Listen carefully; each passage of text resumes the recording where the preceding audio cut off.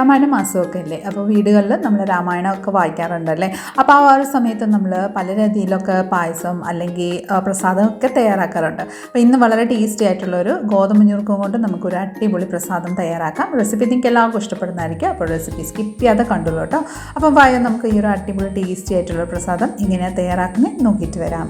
Hi friends, it's me Soumya. Welcome to Isha spicy tasty world. ഗോതമ്പ് ഞുറുക്കിൻ്റെ ഈ ഒരു പ്രസാദം തയ്യാറാക്കാനായിട്ട് കടായി അടുപ്പത്ത് വെച്ച് കൊടുത്തതിന് ശേഷം നമുക്കൊരു 1/4 കപ്പ് ഗോതമ്പ് ഞുറുക്ക് നമ്മളിവിടെ എടുത്തിട്ടുണ്ട്.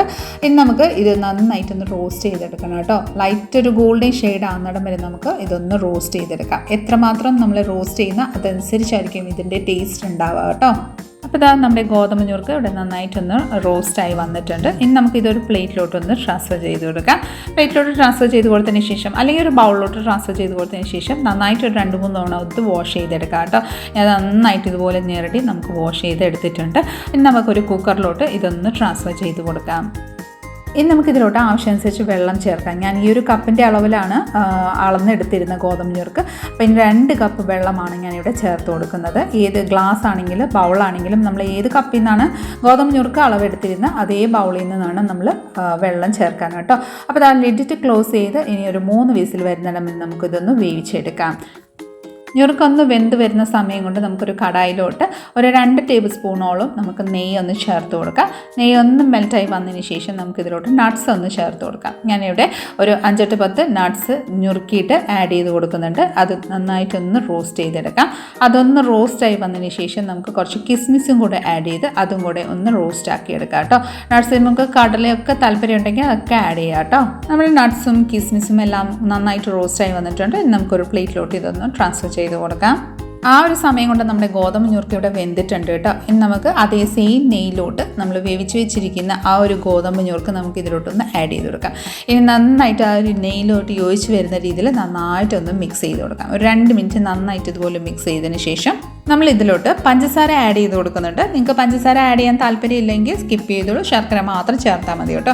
ഒരു 3-4 ടേബിൾ സ്പൂൺ പഞ്ചസാര ഞാനിവിടെ ചേർത്ത് നന്നായിട്ടൊന്ന് മിക്സ് ചെയ്ത് കൊടുക്കുന്നുണ്ട് കേട്ടോ.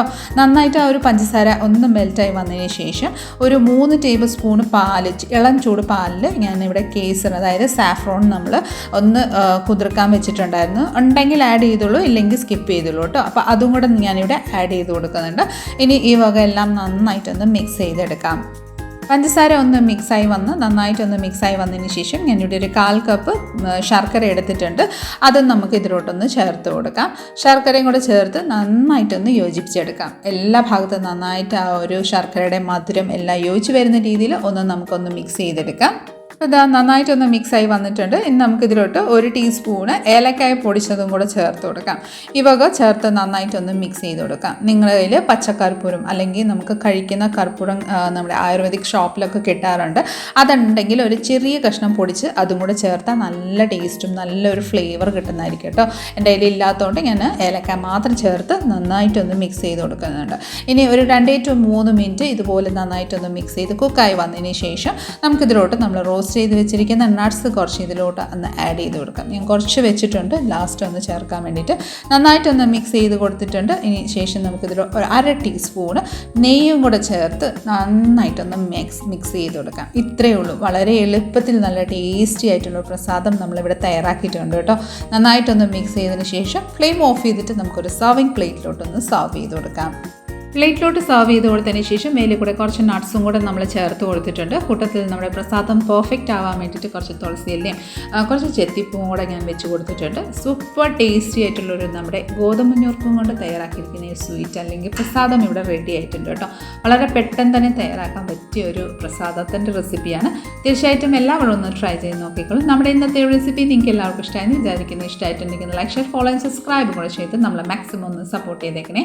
അടുത്ത നല്ലൊരു റെസിപ്പി കൊണ്ട് വരുന്നിടം വരെ എല്ലാവരും stay tuned, be happy and keep smiling. Thank you for watching and bye bye.